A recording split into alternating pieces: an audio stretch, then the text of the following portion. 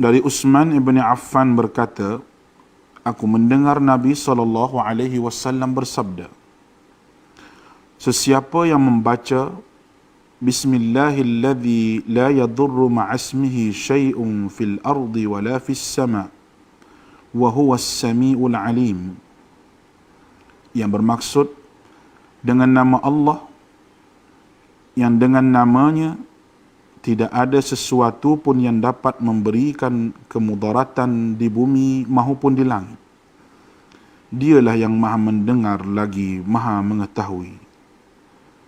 Sebanyak 3 kali, maka dia tidak akan ditimpa bala yang datang secara tiba-tiba sehingga subuh. Dan barang siapa yang membacanya ketika subuh sebanyak 3 kali, maka dia tidak akan ditimpa bala secara tiba-tiba sehingga petang, iaitu malam. Hadis rawahu Abu Dawud menurut Syekh Syu'ib Al-Arnud. Hadis ini adalah hasan. Hai semua, selamat sejahtera. Kita bertemu lagi hari ini. Apa khabar semua? Saya harap semua berada dalam keadaan sihat-sihat sejahtera. Ya, jadi semoga murid-murid dan guru-guru sekalian bebas daripada virus COVID-19. Okay, diam tak diam, hari ini merupakan kali yang ke-9 dah saya bersiaran di saluran ini. Okay, untuk yang masih belum mengenali saya, nama saya Syirah binti Abdul Razak. Saya mengajar pendidikan moral di SMK Derma Kangar, Perlis. Ya. Terlebih dahulu, saya ingin mengucapkan terima kasih kerana sekali lagi diberi peluang untuk menjadi tenaga pengajar dalam program tuition online Perlis Mengaji ini. Program ini adalah dikuasakan oleh MAIPS dan JAIPS dengan kerjasama Kerajaan Negeri Perlis dan JPN Perlis. Untuk pengetahuan semua, terutamanya bagi murid-murid dan guru-guru yang pertama kali mengikuti tuition online ini, program ini diadakan khas untuk membantu murid-murid belajar di rumah sepanjang tempoh PKP dan sekarang sudah menjadi PKPP agar murid-murid tidak ketinggalan dalam pelajaran dan menggunakan waktu yang ada dengan aktiviti yang bermanfaat.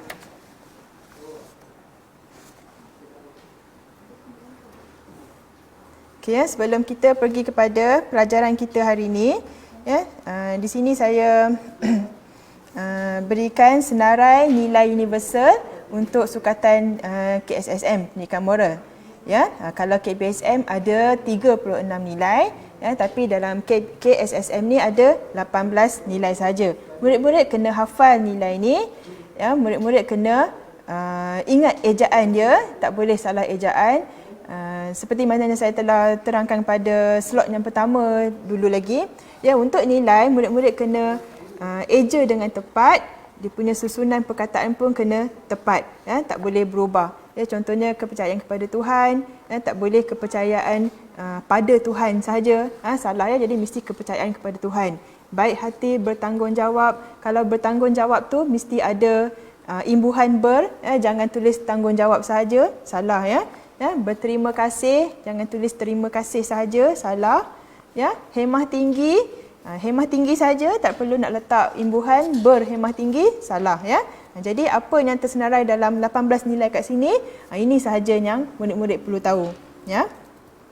Jadi saya ulang balik, yang pertama ialah kepercayaan kepada Tuhan, yang kedua baik hati, yang ketiga bertanggungjawab, yang keempat berterima kasih, yang kelima hemah tinggi, yang keenam hormat, yang ketujuh kasih sayang, yang ke-8 keberanian, yang ke-9 kejujuran, yang ke-10 kerajinan, yang ke-11 kerjasama, yang ke-12 kesederhanaan, yang ke-13 toleransi, yang ke-14 berdikari, yang ke-15 harga diri, yang ke-16 kebebasan, yang ke-17 patriotisme, dan akhir sekali yang ke-18 ialah rasional. Okey, jadi hari ini saya akan mengajar dalam bidang yang ke-7, jadi kita kena tahu dulu apa dia bidang ke-7 ni. Bidang 7 ni ialah bidang moral dan kenegaraan. Dalam bidang ini, moral dan kenegaraan ini, ia menghubung kaitkan konsep moral dengan kenegaraan dalam kehidupan bermasyarakat.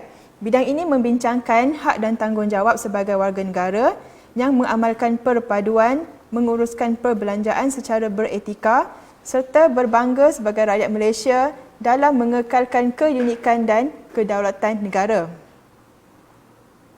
Okay, jadi dalam bidang ketujuh ini ada 5 nilai semuanya. Ada 5 isu, bukan nilai, isu. Isu yang pertama ialah hak dan tanggungjawab negara. Isu yang kedua ialah perpaduan masyarakat asas kemakmuran negara. Okay, bukan isu, sebenarnya topik lah. Yang paling tepat ialah topik ataupun tajuk. Tajuk yang ketiga ialah pengurusan perbelanjaan secara beretika. Yang keempat, tajuk keunikan rakyat Malaysia, dan yang akhir sekali ialah kedaulatan negara, tanggungjawab bersama. Okay, itu adalah 5 tajuk yang ada dalam bidang yang ketujuh untuk tingkatan 4. Ya. Okay, jadi hari ini saya akan mengupas isi pelajaran dalam tajuk yang ke-9, unit yang ke-9, iaitu perpaduan masyarakat asas kemakmuran negara. Ya, jadi cadangan nilai yang berkaitan dengan topik ini ialah toleransi, nilai kerjasama, nilai baik hati dan juga nilai kasih sayang. Okey, sebelum kita pergi dengan lebih jauh, kita murid-murid kena tahu apa makna perpaduan. Ya, perpaduan ialah penyatuan masyarakat dalam membentuk satu identiti nasional dan nilai bersama. Rakyat Malaysia yang terdiri daripada pelbagai kaum, agama, budaya dan bahasa perlu mengekalkan perpaduan bagi mewujudkan sebuah negara yang makmur. Jadi ada beberapa contoh amalan perpaduan. Ya, yang pertama ialah dari segi keselamatan penduduk. Contoh dia ialah membuat rondaan di kawasan kediaman. Ya, dengan sesama anggota masyarakat, sesama penduduk membuat rondaan, sambil-sambil itu dia akan mewujudkan komunikasi melalui penggunaan aplikasi media sosial. Ya, jadi dia ada hubungan antara penduduk di situ. Ya, ataupun hubungan antara masyarakat di situ. Ya, contoh amalan perpaduan yang kedua ialah aktiviti patriotik.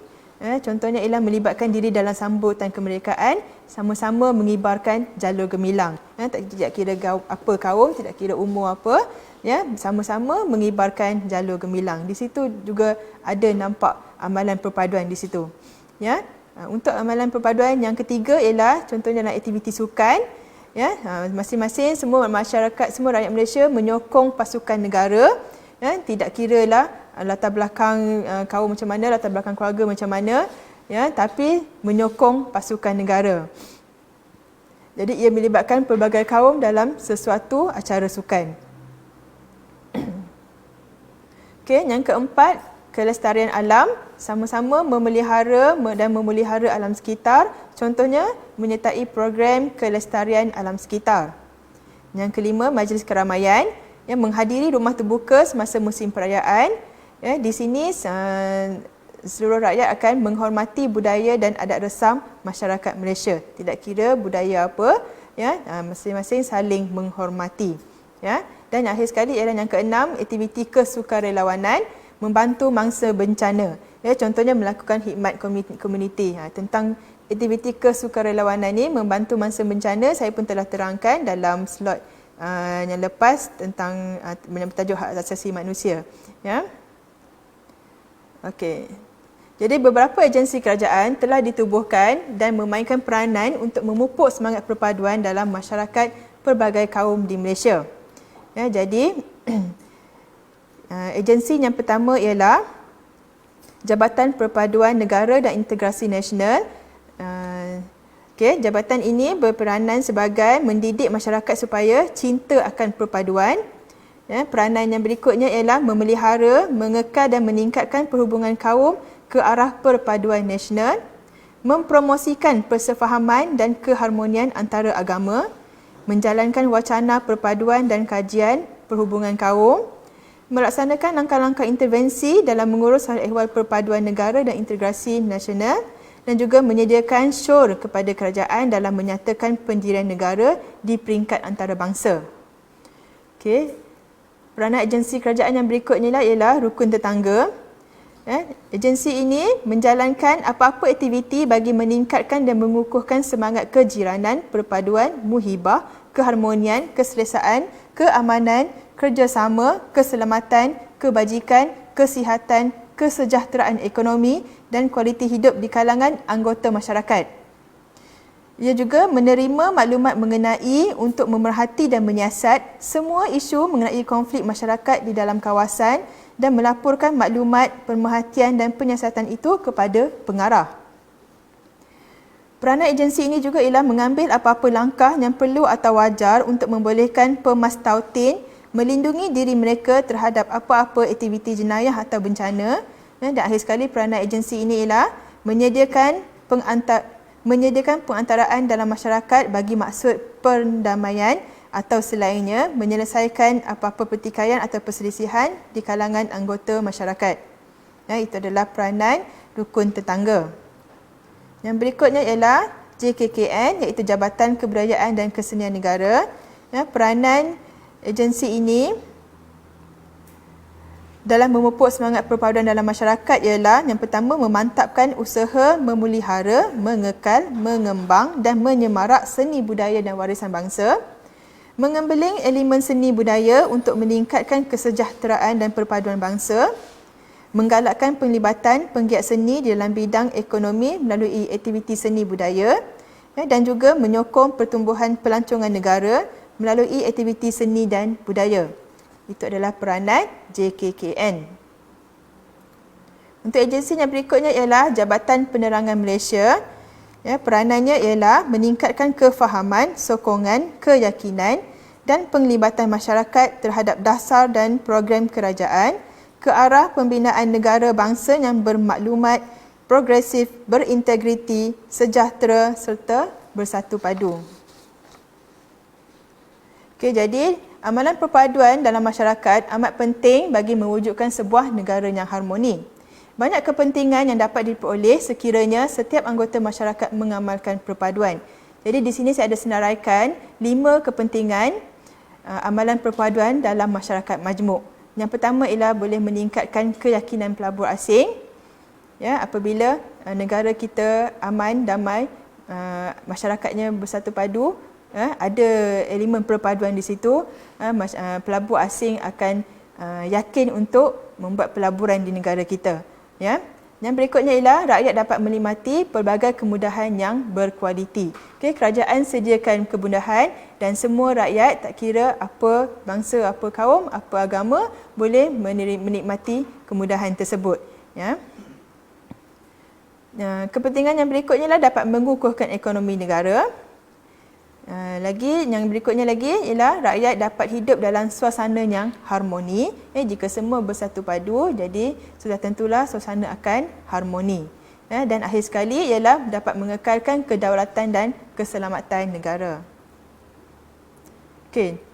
Dalam membentuk perpaduan ni ada cabaran. Cabaran dalam membentuk amalan perpaduan yang pertama ialah penyebaran maklumat palsu dan negatif. Ini banyak berlaku di negara kita. Contohnya penggunaan media sosial yang tanpa had, dan dalam penggunaan media sosial tu adalah golongan tertentu yang membangkitkan isu perkauman. Yang berikutnya ialah penguasaan bahasa kebangsaan yang lemah. Kelemahan individu dalam menguasai bahasa kebangsaan, kurang peka terhadap kepentingan menguasai bahasa kebangsaan. Masih ada lagi individu yang masih menggunakan bahasa ibunda, tidak mahu belajar dan tidak mahir lagi dalam bahasa kebangsaan. Sedangkan bahasa kebangsaan ini penting, kalau semua orang menggunakan satu bahasa, itu adalah lebih mudah. Tapi masih ada lagi yang tidak peka tentang kepentingan menguasai bahasa kebangsaan ini. Yang berikutnya ialah kurang pemahaman agama dan kebudayaan kaum lain. Mereka kurang menghormati agama, kepercayaan dan budaya kaum lain. Mereka juga kurang sensitif terhadap agama, kepercayaan dan budaya kaum lain. Ini selalunya berlaku pada orang yang tidak bercampur dengan orang yang beragama lain ataupun kaum lain. Dia cuma duduk dalam kelompok kaum dia, agama dia sahaja. Jadi bila kita tak bercampur dengan orang lain, kita tak bersembang dengan orang lain, kita tak ada peluang untuk memahami atau mendalami kepercayaan dan juga budaya kaum lain. Jadi amatlah penting untuk murid-murid semua bergaul dengan semua kaum, sambil bergaul tu sambil tanya-tanya tentang budaya mereka, sambil cuba memahami dan menghayati budaya yang mereka amalkan. Ini lebih cepat untuk membentuk masyarakat yang bersatu padu. Okey, dan akhir sekali ialah kurang menerima, menghormati dan mengurus. Ya, mereka ini prejudis terhadap kaum lain. Ya, kurangnya sikap toleransi dalam masyarakat yang berbilang bangsa. Ya, kaum A cuma tolong kaum A, kaum B cuma tolong kaum B, right? Kaum A dengan kaum B tak boleh bersatu, tak boleh bercakap, itu tak boleh lah. Ya, sepatutnya tidak kira apa sahaja kaum, apa sahaja bangsa, kita duduk dalam satu negara, dalam satu rumpun, ya, kita kenalah saling berkomunikasi dan saling bertolak ansur. Okay, itu adalah cabaran dalam membentuk amalan perpaduan. Okay, murid-murid, perpaduan patut menjadi amalan rakyat Malaysia yang terdiri daripada pelbagai kaum. Rakyat Malaysia hendaklah bersatu hati dalam mewujudkan keharmonian. Dengan adanya perpaduan, rakyat dapat hidup dalam suasana gembira dan saling bertolak ansur antara satu sama lain. Oleh itu, setiap individu bertanggungjawab untuk memainkan peranan masing-masing dalam mengekalkan keamanan negara. Okey, di sini saya nak kupaskan dengan lebih lanjut. Tadi saya dah sebut cabaran dalam membentuk amalan perpaduan. Salah satu cabarannya ialah penyebaran maklumat palsu dan negatif. Jadi saya nak kupaskan lebih lanjut tentang amalan ini. Ya, penyebaran maklumat palsu dan negatif ni dalam kata lain aka tular ataupun viral. Ya, nah ini memang banyak berlaku dalam negara kita, ya. Viral ni keburukan dia ialah akan memburukkan agama dan budaya kaum lain, ya. Dia akan menyebabkan timbulnya prasangka terhadap kaum lain, ya. Dia selalunya menyebarkan isu perkauman. Ini akan menyebabkan masyarakat susah untuk mencapai amalan perpaduan. Ya, dan salah satu antara yang selalu mereka buat ialah memuat naik klip video yang boleh mengugat perpaduan. Ya, ini adalah cabaran dalam membentuk amalan perpaduan. Okey, tengok video ni, saya harap murid boleh fahamlah. Hai, saya Fakta. Aku Auta. Nak pergi mana tu? Aku nak lari lah bro. Tak tahu ke Malaysia ni tak lama lagi nak bankrupt. Siapa cakap? Kata seorang tokoh pembangkang tu lah. Kata-kata beliau tak semestinya benar, bro. Kan ke viral tu. Yang ni ke? Malaysia a bankrupt nation. Yes. Dekat sini dia tulis pada tahun 2010. Malah sejak 60-an lagi beliau katakan yang Malaysia akan bankrupt. Hai, takkanlah awak cepat sangat percaya dengan berita ni. Takkanlah berita viral semuanya palsu kot. Nak game saya nampak? Ada berani ke? Viral, silakan. Hai, saya Viral. Sila pilih satu topik viral. Pilihan raya. Masa PRU ke-13 dulu, ada kontroversi tentang 40,000 pendatang warga Bangladesh dibawa masuk sebagai pengundi hantu. Benar atau palsu? Benar. Ini dah sah-sah kantoi. Memalukan betul. Ish. Palsu. Jika benar dakwaan ini, kita perlukan 222 pesawat untuk nak bawa seramai ini. Pesawat hanya boleh bawa seramai 180 orang penumpang saja.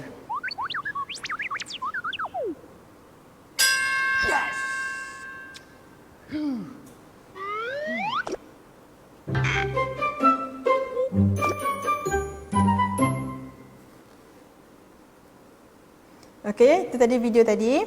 Ya, yang melibatkan dua orang. Yang pertama bernama Fakta, yang kedua bernama Auta. Ya, Fakta murid-murid tahulah perkara yang benar. Auta tu maksudnya bohong. Ya, jadi itu yang selalu berlaku, ya. Bila viral percaya bulat-bulat, ya, sedangkan sebenarnya kita boleh berfikir logik ke tak perkara tersebut. Ya, jadi tahukah anda bukan semua maklum berita di internet adalah benar. Ya, periksa dahulu sebelum sebar. Ya, jika tidak pasti, jangan kongsi. Okey, kemudian apabila dapat satu berita, dia ada beberapa langkah untuk tentukan kesahihan sesuatu maklumat tu benar atau tidak. Ya, jadi yang pertama, apabila dapat berita, tengok dulu, lihat asal-usul berita tersebut. Ya, daripada saluran mana, siapa yang cakap. Ya, jadi adakah ia boleh dipercayai? Itu yang pertama. Yang kedua, faham apa yang anda sedang baca, cari penjelasan. Yang ketiga, menilai, cari keseimbangan, buat pertimbangan yang sewajarnya. Dan yang akhir sekali ialah selidik, buat pencarian lebih mendalam, menjangkaui sumber awal. Ya, jadi luangkan masa sikit untuk buat 4 langkah ni. Ya, jangan terus dapat berita terus nak retweet kat orang lain, terus nak send dekat orang lain. Ya, tak boleh lah. Kita kena siasat dulu, tentukan dulu sahih atau tidak. Ya, sebab jika anda buat macam ni, ya, dan maksudnya murid-murid akan menyebarkan berita yang palsu. Jadi menyebarkan berita yang palsu adalah satu kesalahan. Okey, ya. Sebenarnya .my. Murid pernah dengar atau tidak ni portal ni, ya? Sebenarnya kerajaan telah mewujudkan satu portal yang bernama sebenarnya.my. Ya, portal ini dibangunkan oleh MC-MC untuk orang ramai menyemak kesahihan berita yang diterima dalam talian. Okey, apa dia MC-MC? MC-MC ialah ini, murid pernah nampak kot, ya? MC-MC maksudnya dalam bahasa Inggeris, M Malaysia, C Communications, and M Multimedia, C Commission. Bahasa Inggeris, tapi bahasa Melayu dia, bahasa Malaysia dia ialah Suruhanjaya Komunikasi dan Multimedia Malaysia. Ya. Okey, ini macam saya cakap tadi. Ya, jika disabitkan kesalahan, anda boleh dihukum dan dipenjarakan sehingga 2 tahun atau didenda atau kedua-duanya sekali. Ya, di bawah Seksyen 505 Kanun Kesiasaan atau Seksyen 233 Akta Komunikasi dan Multimedia AKM 1998 bagi kesalahan penyebaran berita palsu. Ya, jadi tengok, ya, senang-senang dia boleh masuk penjara. Ya, sambil duduk, tekan-tekan, tahu-tahu polis datang, kena tangkap. Ya, jadi fikir dulu sebelum bertindak. Okey, ini adalah satu contoh keratan akhbar yang berkaitan dengan viral, ya. Di sini ialah berita daripada Sinar Harian, ya. Tajuk dia 5 suspek sebar berita palsu kes COVID-19 disiasat SKMM. Ya, ini berita baru lagi 23 Mac 2020. Cyberjaya Suruhanjaya Komunikasi dan Multimedia Malaysia SKMM mengambil rakaman percakapan 5 suspek yang dipercayai menyebarkan berita palsu mengenai COVID-19 di beberapa lokasi di Perak dan Pulau Pinang. SKMM telah dalam satu kenyataan hari ini berkata, pihaknya dengan kerjasama polis Diraja Malaysia hari ini mengesahkan kesemua suspek disiasat di bawah Seksyen 233 Akta Komunikasi dan Multimedia AKM 1998 yang membawa hukuman denda maksimum RM50,000 atau penjara 1 tahun atau kedua-duanya jika disabitkan kesalahan. Jadi sehingga hari ini, SKMM telah menerima sebanyak 43 aduan awam membabitkan seramai 18 suspek dikenal pasti termasuk seorang selebriti telah pun didakwa di mahkamah di bawah Seksyen 505(b) kerana kesiasaan yang membawa hukuman penjara maksimum 2 tahun atau denda atau kedua-duanya sekali jika disabitkan kesalahan. Okey, ini ya, bukan main-main, bukan tipu-tipu, memang siapa yang menyebarkan berita palsu memang akan didenda di bawah akta yang tersebut di sini. Ya. Okay, jika murid-murid sentiasa mengikuti berita berkenaan dengan COVID-19, ya, setiap hari di TV ataupun di akhbar ada menyampaikan laporan tentang berapa bilangan orang yang disaman di kompaunnya, ya, tentang penyebaran maklumat palsu ni. Okay, ada satu lagi video murid-murid boleh tonton dan fahami betul-betul, ya.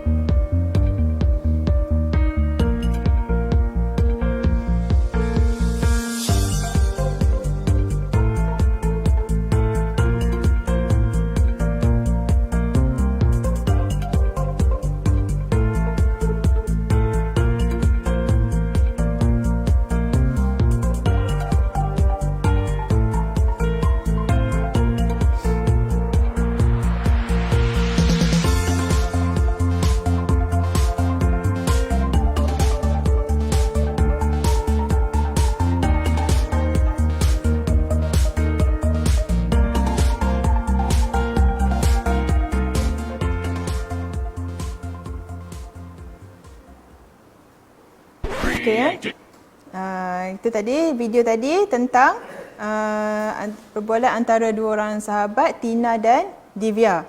Ya. Jadi Tina ni suka sangat percaya tentang berita palsu, jadi dia menyebarkannya. Jadi sebagai kawan, sebagai sahabat baik, ya, ataupun murid-murid lah, jika murid-murid mendapati ada orang yang membuat aktiviti ini, iaitu menyebarkan berita palsu, ya, jadi murid-murid perlulah menasihati, ya, mula-mula tegur orang tua, tak kira sama ada kawan ke, ahli keluarga ke, ya, tegur dulu mereka, jangan buat perkara ini adalah salah, ya, nasihati dia dengan cara yang baik. Ya, tapi kalau dia masih lagi melakukannya, ya, murid-murid bolehlah laporkan kepada polis, ya. Sebab ini perkara ini sangat penting, ya, perlu dibanteras daripada awal, ya, sebab kalau tidak akan membuatkan negara kita boleh jadi huru-hara ataupun kucak-kacir. Okey, di sini ada satu isu. Isu yang pertama yang saya nak bincangkan di sini ialah permuafakatan dengan agensi kerajaan dan pertubuhan bukan kerajaan. Okey, dalam amalan perpaduan di negara kita ni, ya, di sini adalah ada satu contoh amalan perpaduan dalam masyarakat dalam negara kita. Ya, contoh di sini ialah dalam berita Al-Hijrah Online, ya, bertarikh 11 April 2020. Tajuk dia ialah MVM salur lebih 90,000 bantuan makanan keperluan perubatan. Okey, apa dia ni, ya? Cuba kita tengok.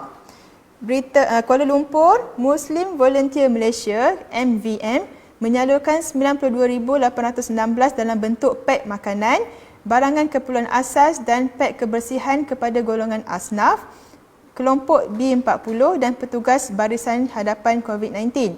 Ini termasuk 300 pek makanan setiap hari dengan kekerapan 3 kali sehari kepada petugas perubatan di Hospital Sungai Buloh.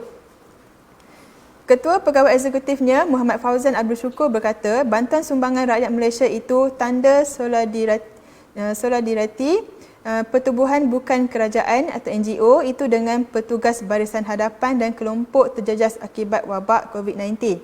Ya, ini adalah satu contoh bantuan yang telah dihulurkan ketika negara kita dilanda masalah COVID-19, ya. Okey, murid tengok gambar apa tu? Ya, bagi mungkin murid tak kurang jelas, ini gambar makanan, makanan telah dipekkan. Ya, nama makanan ni ialah nasi kerabu. Ya, pernah dengar nasi kerabu? Pernah makan? Okey. Okey. Dekat sini saya ada senaraikan lagi pertubuhan-pertubuhan ataupun badan sukarela, ya, selain pada yang membantu pihak kerajaan dalam menangani masalah COVID-19, ya. Okey, yang pertama ialah Aman Palestin, itu ada logo dia. Aman Palestin ialah gerakan kemanusiaan yang menumpukan perhatian kepada kebajikan dan hak rakyat Palestin. Okey, jadi dalam isu ni, inisiatif dia ialah mengumpul dana untuk memenuhi keperluan bahagian kecemasan dan wad khas COVID-19 di Hospital Chancellor Tuanku Mukhlis, HCTM. Okey. Pertubuhan yang berikutnya ialah Media Prima Berhad. Media Prima adalah sebuah syarikat media massa aliran perdana yang menguruskan NST, TV3 dan lain-lain. Inisiatifnya ialah mengumpul dana untuk membeli peralatan perubatan dan keperluan lain untuk membantu pesakit pulih kembali. Dana juga akan digunakan untuk membantu pekerja barisan hadapan. Okay, My Mahu adalah sekumpulan belia yang membantu golongan yang memerlukan.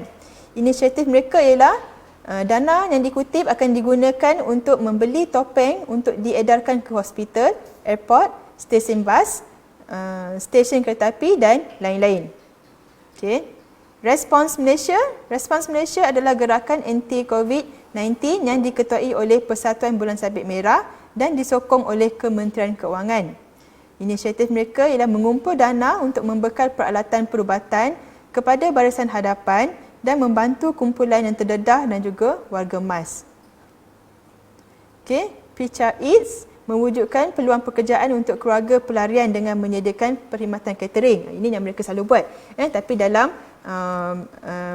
waktu ketika negara kita dilanda wabak ni, wabak COVID-19, mereka telah membuat inisiatif dengan mengumpul dana untuk mengedarkan makanan kepada barisan hadapan kumpulan pelarian, rumah warga emas dan juga keluarga yang berpendapatan rendah. Akhir sekali ialah Sinar Harian. Sinar Harian adalah surat khabar aliran perdana berbahasa Malaysia. Inisiatifnya ialah mengumpul dana untuk membekalkan barangan perlindungan dan makanan untuk pekerja barisan hadapan. Okey, di sini. Ketika seluruh dunia termasuk negara kita dilanda pandemik wabak COVID-19, pelbagai pertubuhan badan-badan bukan kerajaan NGO turut sama bertungkus lumus turun padang memberikan sumbangan, perkhidmatan dan bantuan dalam pelbagai bentuk bagi meringankan beban rakyat Malaysia, khususnya kepada golongan yang kurang berkemampuan dan keluarga miskin sepanjang tempoh Perintah Kawalan Pergerakan. Amalan permuafakatan jelas kelihatan iaitu agensi kerajaan dan pertubuhan badan-badan bukan kerajaan saling memainkan peranan dalam menghadapi pandemik ini. Seluruh dunia memandang tinggi kepada negara kita yang mana semua rakyat tidak mengira agama, bangsa atau status sosial berganding bahu memberi bantuan dan mematuhi setiap arahan kerajaan. Ya, di sini adalah situasi ini menunjukkan amalan perpaduan yang berlaku di negara kita. Okey, isu yang kedua yang akan saya jelaskan di sini ialah dasar kebudayaan kebangsaan. Murid-murid pernah dengar ni. Ya, dasar kebudayaan kebangsaan, teras pembentukan perpaduan nasional. Okey. Apa dia? Kebudayaan. Secara umumnya, kebudayaan bermaksud keseluruhan cara hidup masyarakat atau seluruh aspek pemikiran dan tingkah laku manusia yang diwarisi daripada satu generasi ke generasi yang lain melalui proses pembelajaran. Ya, ia merangkumi cara berfikir serta daya ciptaan, kehendak biologi kemasyarakatan serta alam sekeliling dan juga sesuai dengan jasmani rohani. Okey, apakah itu dasar kebudayaan kebangsaan? Ya, ia adalah satu dasar yang digubal pada tahun 1971 sejak merdeka disebabkan tiada arah dalam mewujudkan kebudayaan kebangsaan. Ini disebabkan kesedaran yang rendah dan kefahaman mengenai kebudayaan, kepentingan politik yang menekankan kebudayaan kaum sahaja dan penekanan yang lebih kepada kemajuan ekonomi. Kepentingan mewujudkan dasar kebudayaan kebangsaan ialah ia penting bagi sebuah negara yang membangun dan mempunyai penduduk yang berbilang kaum seperti Malaysia. Dasar ini nanti akan dapat menjadi garis panduan dalam membentuk, mewujud dan mengekalkan identiti negara kita di kalangan dunia antarabangsa. Jadi ada 3 prinsip yang telah ditetapkan oleh kerajaan sebagai dasar kebudayaan kebangsaan. Iaitu yang pertama, kebudayaan rakyat asal di rantau ini menjadi teras utama. Islam sebagai agama rasmi menjadi unsur utama pembentukan kebudayaan kebangsaan. Dan juga yang ketiga, kebudayaan kaum lain yang sesuai juga diterapkan. Okey, objektif dasar kebudayaan kebangsaan. Pembangunan kebudayaan kebangsaan bagi negara-negara yang baru merdeka amatlah penting untuk mewujudkan sebuah negara yang stabil dan bersatu padu. Dengan yang demikian, usaha-usaha pembentukan kebudayaan kebangsaan Malaysia adalah bertujuan untuk mencapai 3 objektif yang penting iaitu yang pertama, mengukuhkan perpaduan bangsa dan negara melalui kebudayaan, memupuk dan memelihara kepribadian kebangsaan yang tumbuh daripada kebudayaan kebangsaan, dan yang ketiga ialah memperkayakan dan mempertingkatkan kualiti kehidupan kemanusiaan dan kerohanian yang seimbang dengan pembangunan sosioekonomi.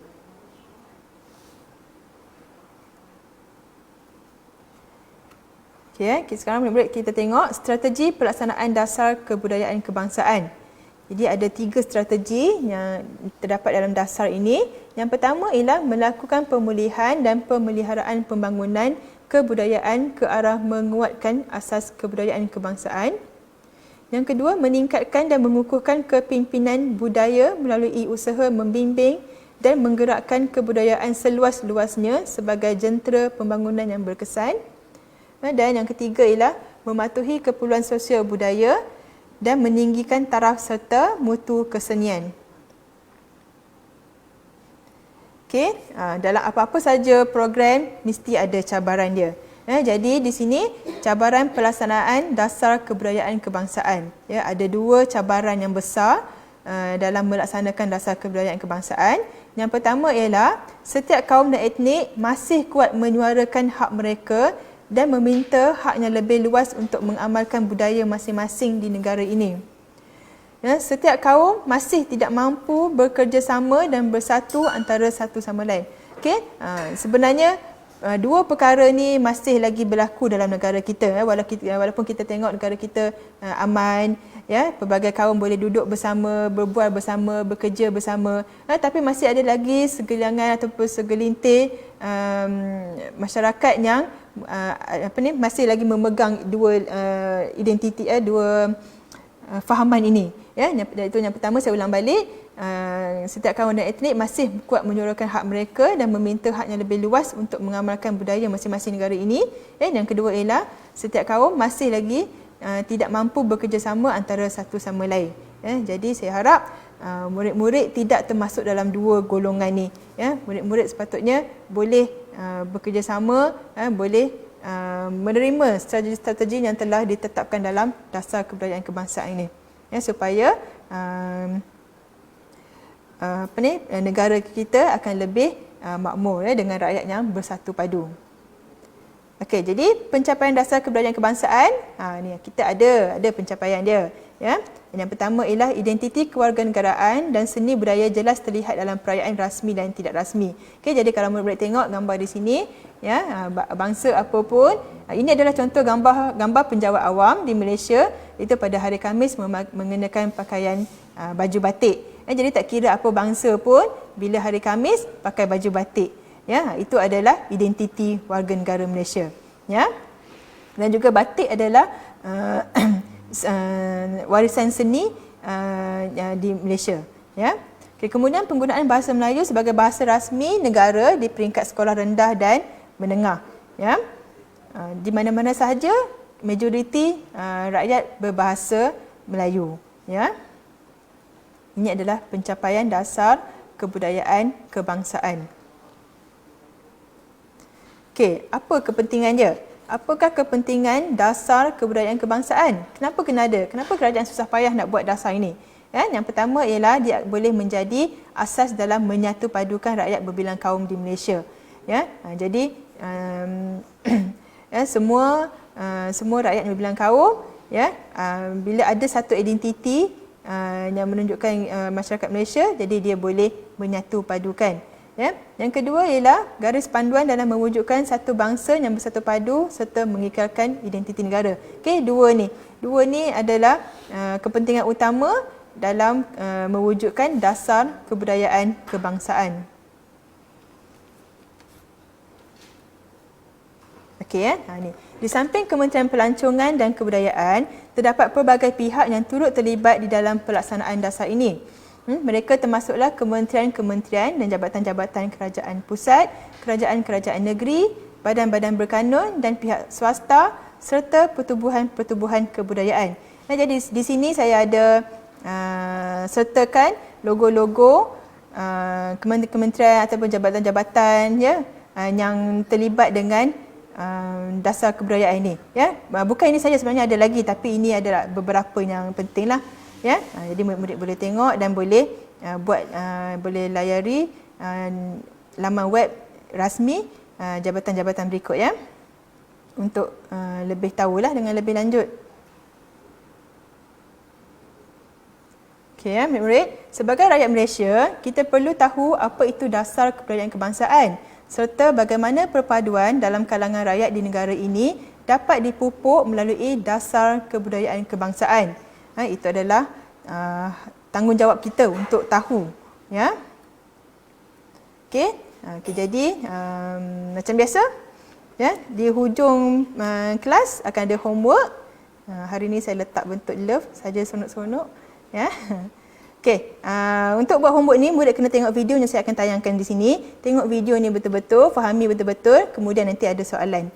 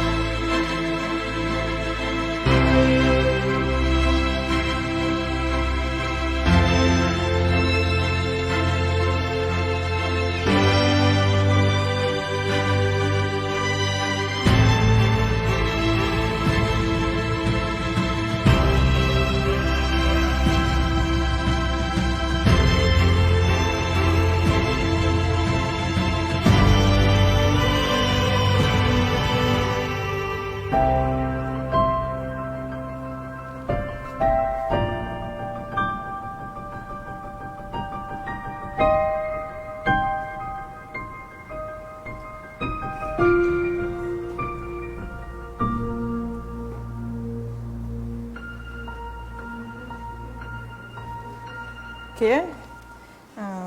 Murid-murid faham tak ya video tersebut? Apa yang nak disampaikan? Ya. Okey, kalau murid-murid tengok ya, pada awal video ini ya, ada sekelompok masyarakat ya yang mengenakan identiti atau memakai baju warna kuning, ada sekelompok yang memakai biru, ada yang sekelompok memakai warna ungu, ya. Ada warna apa lagi? Tak ingat dah. Ada warna orange, ya. Jadi dalam kelompok tu semua warna sama. Ya, jadi individu yang berwarna lain jika nak masuk, jika bertembung dengan yang individu sekumpulan yang berpakaian warna lain, dia tak berani dah, dia tak nak menyertai. Ya, kemudian di hujung tu tengok semua orang pakai baju putih, warna putih. Kemudian semua nampak macam gembira, semua boleh berkomunikasi dengan baik. Jadi apa sebenarnya tu? Okay, jadi murid kalau tak faham, tengok banyak kali lagi. Saya tak nak cerita dengan lebih lanjut tentang video ni sebab ia berkaitan dengan homework. Ya, jadi homework dia ialah, arahan dia ialah, berikut adalah paparan video yang apa saya tulis ni. Paparan berikut yang telah dibuat oleh RHB Group. Ia bertajuk Merdeka 2019, Ketepikan Perbezaan Warna. Okay, jadi kalau murid dengar tajuk ni pun murid boleh faham ni. Okay, jadi hayati paparan video tersebut. Ya, kemudian apakah perasaan anda apabila menonton video tersebut? Berikan hujah anda beserta nilai-nilai universal yang telah anda pelajari. Okey, jadi ada dua perkara yang murid kena buat dalam, yang ini esei sebab 10 markah. Dua perkara yang murid kena buat. Yang pertama ialah nyatakan perasaan. Apa perasaan masa murid tengok video tadi? Ya, kemudian beri hujah. Apa perasaan, kenapa berperasaan demikian? Berikan hujah. Berikan alasan. Tapi alasan tu mestilah disertakan dengan nilai. Ya, nilai-nilai universal, antara 18 nilai universal yang saya dah terangkan awal tadi, ya, apakah nilai yang berkaitan dengan video tersebut. Okey, jadi murid cuba buat, ya, buat dan hantar, suruh cikgu semak. Ya, kalau murid nak suruh saya semak pun tak apa, ya, tulis dalam sekeliping kertas, ya, kemudian screenshot ataupun snap hantar kat saya. Ya, nombor telefon saya telah beri di awal lagi tadi. Ya, cari. Ya, di slide yang pertama tadi, awal-awal dekat nama saya tadi ada nombor telefon saya. Ya, jadi murid bolehlah kalau nak saya semak. Tapi kalau nak suruh cikgu-cikgu, murid-murid sendiri semak pun tak ada masalah. Ya. Okey, itu adalah homework untuk hari ini. Satu sahaja, senang sahaja. Ya. Okey, jadi hari ini sikit saja, tamat dah hari ini. Okey. Demikianlah perkara-perkara penting yang murid-murid perlu faham dan ingat untuk topik hari ini. Jadi saya harap murid-murid akan terus membuat pembelajaran kendiri di rumah. Tolong baca buku teks untuk unit 9 ini, ya, dan cuba jawab soalan-soalan pengukuhan serta layari laman web yang telah dicadangkan dalam buku tersebut. Okay. Sesungguhnya amat rugi jika murid-murid tidak mendalami segala info yang telah diberi dalam buku teks tu. Okay. Selain itu, sentiasa membuat carian di mana-mana laman sesawang. Dengan cara ini ia dapat membantu untuk menambah keyakinan dan kefahaman murid-murid tentang apa yang telah saya jelaskan tadi. Ya, nak tengok video ni berulang kali pun tak apa. Ya. Okey, kemudian sebelum saya mengundur diri, sekali lagi terima kasih saya ucapkan kepada semua pihak yang terlibat sama ada secara langsung atau tidak langsung dalam menjayakan program tuition online Perlis Mengaji ini. Ya, terima kasih saya ucapkan kepada individu-individu yang saya telah ambil cedok sikit-sikit nota-nota mereka, ya, cikgu-cikgu. Ya, saya ucapkan terima kasih banyak-banyak. Ya, lagi terima kasih lagi. Di hujung-hujung ada banyak terima kasih sebab saya rasa ini adalah slot terakhir saya untuk program tuition online Perlis Mengaji ini. Ya, terima kasih lagi saya ucapkan kepada murid-murid dan guru-guru yang telah memberi sokongan kepada saya dalam menjalankan tugas sebagai pengajar di program tuition online ini. Okey. Ada dalam kalangan murid-murid yang dari seluruh negara menjadi murid setia saya. Ya, yang mana ia sentiasa menanti pengajaran terbaru saya dan bertanya jika ada sebarang keraguan. Okey, jadi saya amat gembiralah dan berterima kasih, ya, kepada guru-guru yang menggunakan bahan hasil kerja saya ini dalam membantu guru-guru menjalankan PDPC. Ya, guru-guru pun ada juga yang berhubung dengan saya bertanyakan tentang topik-topik yang tertentu. Okey, jadi terima kasih banyak-banyak sekali lagi saya ucapkan, ya. Jadi sebelum kita berpisah seperti biasa, ingat pesanan saya ni, ya, sentiasa patuhi SOP, Ya, kita belum menang. Ingat, kita masih belum menang. Kita hanya boleh diisytiharkan bebas pandemik COVID-19. Ini jika kita berjaya mengekalkan angka sifar kes baharu selama 28 hari. Setakat ni kita tak pernah lagi kosong. Ya, turun naik ada. Okey, jadi selamat kembali ke sekolah untuk murid tingkatan 5 dan juga semua warga guru. Ya, 24,000 bulan ni dah masuk sekolah. Okey, jadi akhir sekali, terimalah serangkap pantun daripada saya sebagai tanda perpisahan. Kalau ada semua di ladang, boleh hamba menumpang mandi. Kalau ada umur yang panjang, boleh kita berjumpa lagi. Jadi semoga kita bersua lagi. Bye-bye.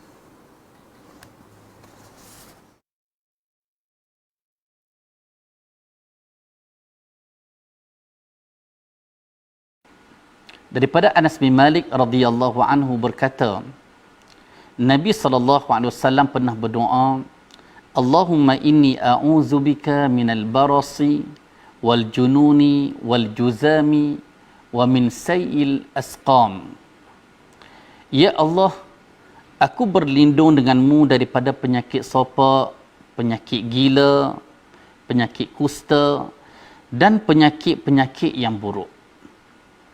Hadis diriwayatkan oleh Al-Imam Abu Dawud dengan sanad yang sahih.